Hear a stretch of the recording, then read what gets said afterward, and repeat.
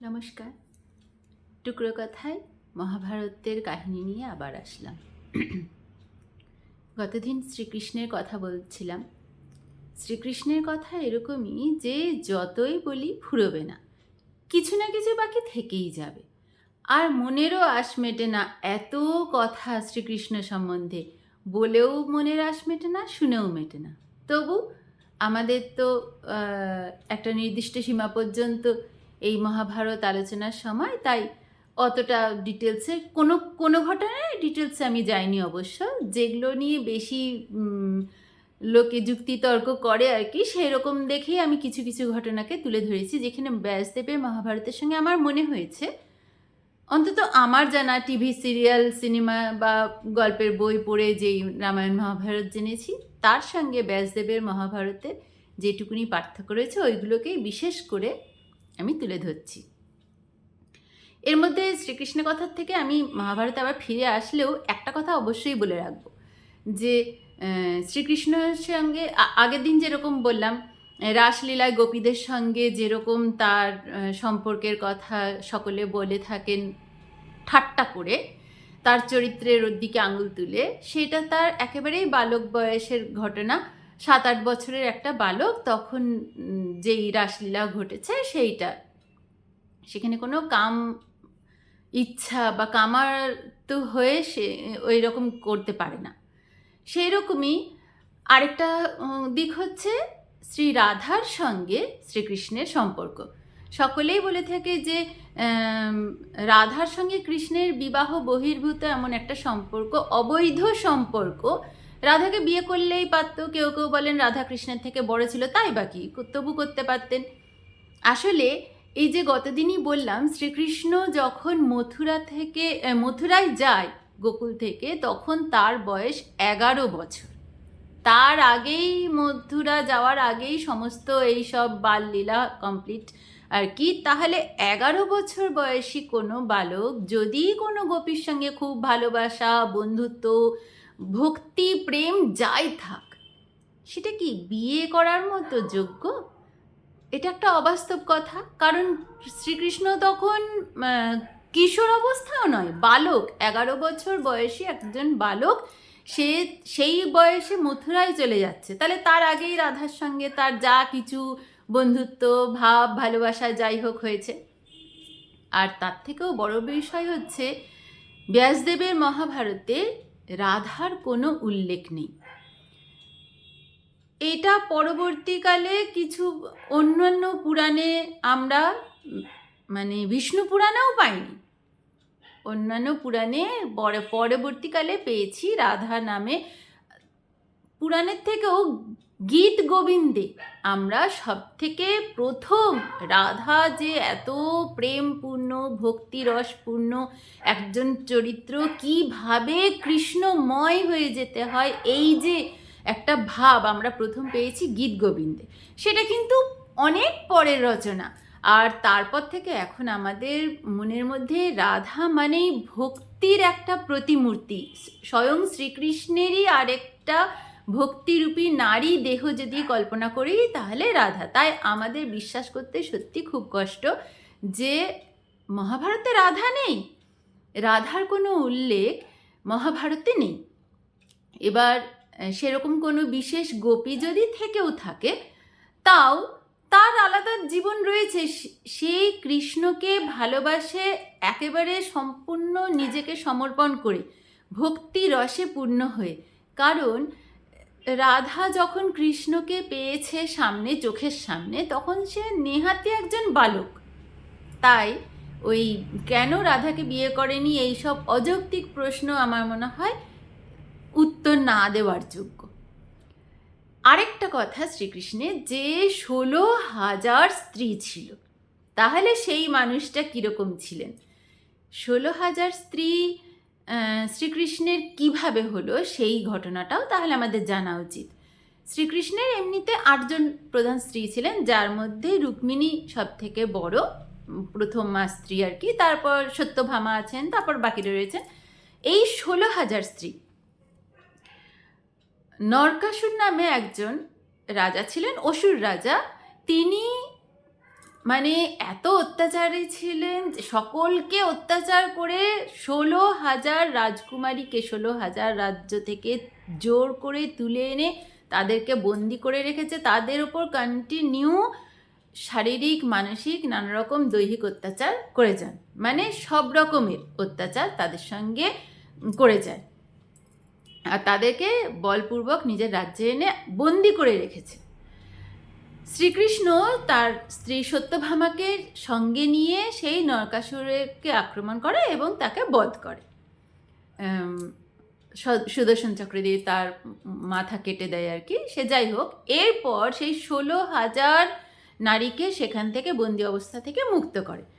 এবার তাদের মুক্ত করলে সেই 16,000 স্ত্রী বলে যে এখন আমাদের সমাজে তো আমাদের আর ফিরিয়ে নেবে না কেউ, তাদের মধ্যে কেউ বিবাহিত কেউ অবিবাহিত, তাহলে আমাদের সমাজে কেউ সম্মানও করবে না, যেহেতু এতদিন আমরা নরকাসুরের এখানে বন্দি ছিলাম, আর শুধু বন্দি ছিলাম না, আমাদের সঙ্গে মানে যত রকমের বাজে আচরণ সবই হয়েছে আর কি, তাদেরকে বলপূর্বক ধর্ষণ করা হয়েছে, তাহলে এখন আমাদের তো পরিবারও ফিরিয়ে নেবে না, সমাজও ফিরিয়ে নেবে না, আর আমাদের কোনো সম্মানও দেবে না, তাহলে আমরা এবার কোথায় যাব? তখন শ্রীকৃষ্ণ তাদের সকলকে বলে যে ঠিক আছে, আজ থেকে তোমরা সবাই আমার স্ত্রী। তাহলে শ্রীকৃষ্ণের তো সমাজে এত সম্মান, তার স্ত্রী যেহেতু, তাহলে এদেরও সম্মান থাকবে, তাদেরকে আর কেউ প্রশ্নচিহ্ন করবে, তুলে দেবে না, তাদের দিকে আঙুল তুলবে না। আর শুধু যে নাম দিয়ে, স্বামীর নাম দিয়ে ছেড়ে দিয়েছে তা না, তাদের প্রত্যেকের জন্য ছোট ছোট করে হলেও সকলের জন্য মহল বানিয়ে আলাদা আলাদা জায়গায় তাদের থাকার ভালো মতো সুবিধা করে সেইভাবে ব্যবস্থা করেছে। ওই 16,000 স্ত্রীকে তাদের ভরণ পোষণের দায়িত্ব নিয়ে রেখেছে, তাদের সমাজের একটা প্রতিষ্ঠা দিয়েছে যে শ্রীকৃষ্ণের স্ত্রী, তাই তাদের কৃষ্ণের সম্মানেই তাদের সম্মান, সকলে তাদের সম্মান দিয়ে চলবে। তাই এটা তো অনেক মহৎ কার্য। যদি এখন ওই রকম কোনো পতিতালয় থেকে এনে মেয়েদেরকে কেউ যদি এরকম নাম দেয়, তাহলে তো এটা তো খুব ভালো কাজ, যে এ আজ থেকে আমার বউ, এর সমাজে সম্মান থাকলো। এরকম যদি কেউ প্রতিষ্ঠিত মানুষ করে, তাহলে এটা তো বাহবা পাওয়ার কথা, লজ্জার কথাও নয়, প্রশ্ন করারও কথা নয়। যাই হোক, শ্রীকৃষ্ণের কথা তো থাকবেই। এবারে আসি মহাভারতের মূল ঘটনায়। শ্রীকৃষ্ণের বিয়ে হয়ে গেছে, অর্জুনেরও বিয়ে হয়ে তো ইন্দ্রপ্রস্থে এসেছে। সেখানে এসে অর্জুনের যে সুভদ্রার সঙ্গে বিয়ে হয়েছে, সুভদ্রার একটা সন্তান হয়েছে, তার নাম অভিমন্যু।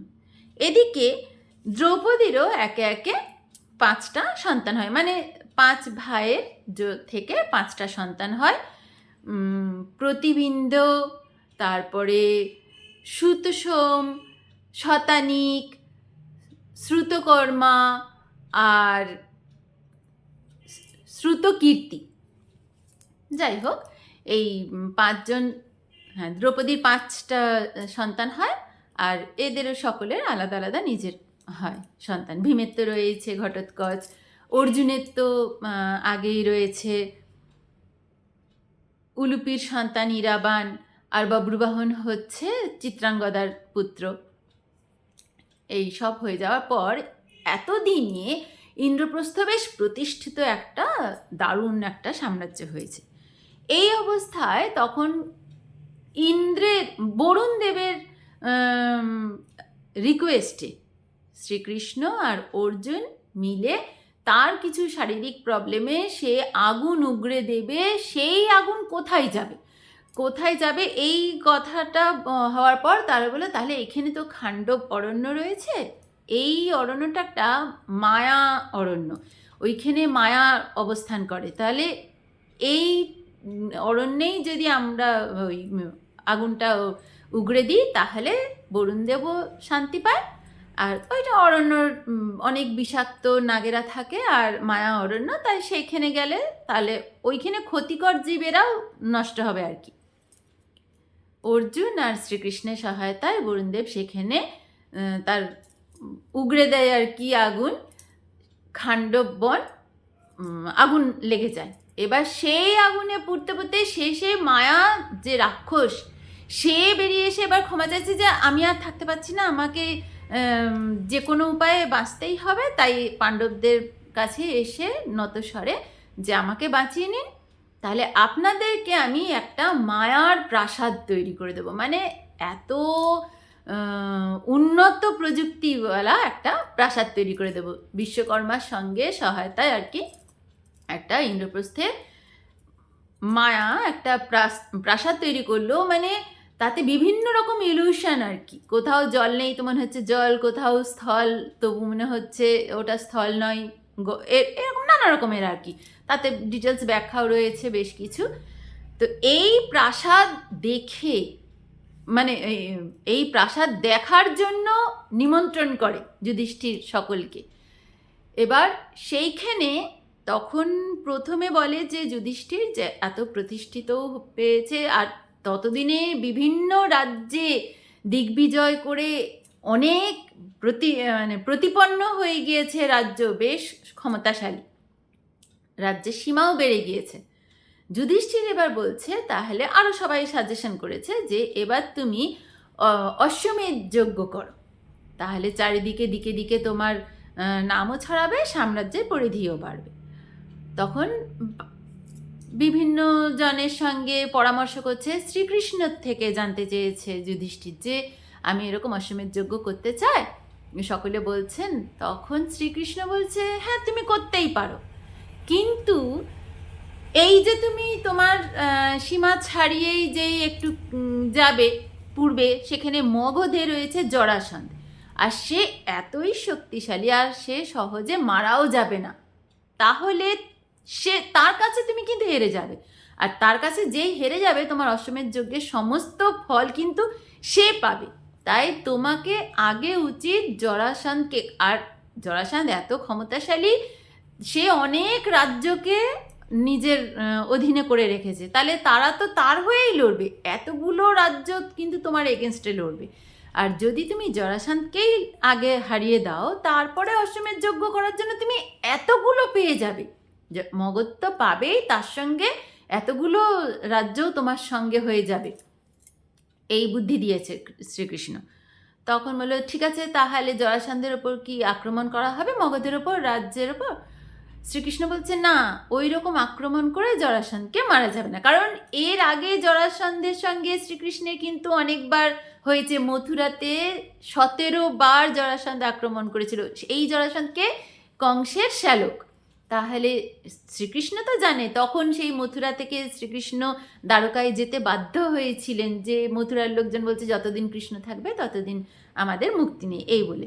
তাই তখন তো জরাসন্ধকে হারানো যায়নি, এখন সুযোগ রয়েছে।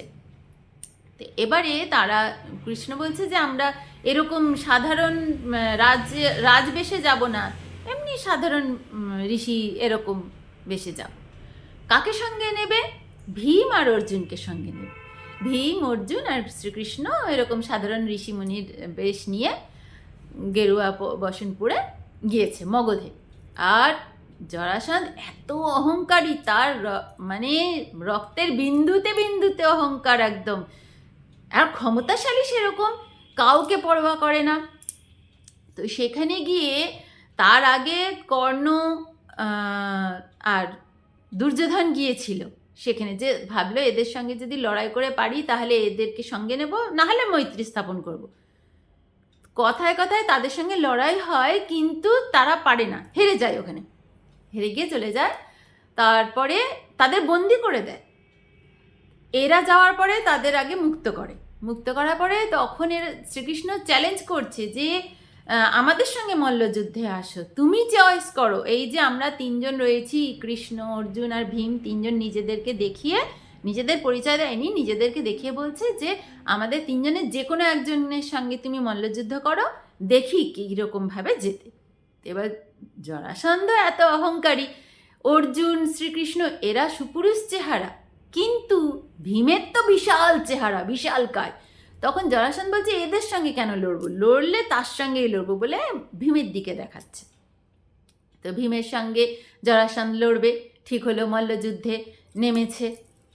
নামলে পরে ভীম তাকে মল্লযুদ্ধ করতে করতে একটা সময় আসে পা দুটো ধরে চিরে দিচ্ছে, চিরে দু টুকরো হয়ে যাচ্ছে, ফেলে দিলেও আবার জোড়া লেগে যাচ্ছে। ঠিক ছোটবেলায় যেরকম দুটো আলাদা কাঠের পুতুলের টুকরোকে জোড়া লাগিয়ে জরাসন্ধ হয়েছিল, সেইটাই কিছুতেই সে মরছে না জরাসন্ধ। আর যতবার এরকম করছে তার যেন আরও উগ্রতা বেড়ে যাচ্ছে, ক্ষমতা বেড়ে যাচ্ছে, এরকম অট্টহাস্য দিয়ে উঠছে। তখন শ্রীকৃষ্ণ তাকে ইশারায় বলছে যে এইভাবে একে মারা যাবে না, উল্টো দিকে ফেলতে হবে। যাই হোক, বিভিন্ন ট্রিক শিখিয়ে দিলে পরে জরাসন্ধকে ভীম ওখানে বধ করে। এবার জরাসন্ধকে বধ করার ফলে মগধের সঙ্গে তাদের যে অধীনস্থ রাজ্যগুলো সকলেই যুধিষ্ঠিরের আন্ডারে হয়ে যায়। এবার অশ্বমেধ যজ্ঞ করে সেই যজ্ঞে সকলকে নিমন্ত্রণ করে, সকলকে মানে সারা ভারতবর্ষের সমস্ত রাজাদের নিমন্ত্রণ করে। এইখানে হস্তিনাপুরের থেকেও আসবে, তারা তো আসবেই, তারা নিজেদের বাড়ির লোকজন, আর তাছাড়াও সারা ভারতবর্ষে, অখণ্ড ভারতবর্ষে সকলকে নিমন্ত্রণ করে। সকলে এই যজ্ঞে যোগদান করে। এই যজ্ঞে রাজা সুবল মানে গান্ধারের রাজা, গান্ধারী আর শকুনির বাবা, সেও আসে, তার আরও অন্যান্য ছেলেরাও আসে।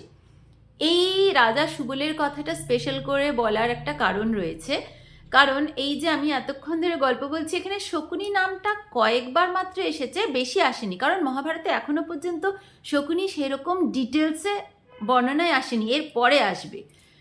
আর শকুনি মানে আমরা জানি যে যে হস্তিনাপুরেই থাকে, হস্তিনাপুরেই সারাক্ষণ থাকে। আর নতুন একটা গল্প, এটা আমিও শুনেছি, এমনকি নাটক দেখেছি, কত কবিতাও শুনেছি, যে শকুনি 100 ভাই নিয়ে তার বাবাকে ভীষ্ম নাকি কারাগারে বন্ধ করে প্রত্যেক দিন এক মুঠো করে চাল অন্ন খেতে দিত আর কি।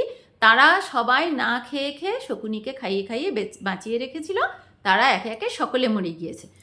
এইটা ভীষ্ম করেছিল, তাই সেই প্রতিহিংসা নেবে বলে কৌরবদের সঙ্গে পাণ্ডবদের যুদ্ধ করিয়ে মহাভারতের যুদ্ধ করায় শকুনি। ব্যাপার হচ্ছে, যদি শকুনিকে এরকম অত্যাচার করে করে মেরেইছে, তাহলে একজনকে বাঁচিয়ে রেখেছে কেন ভীষ্ম?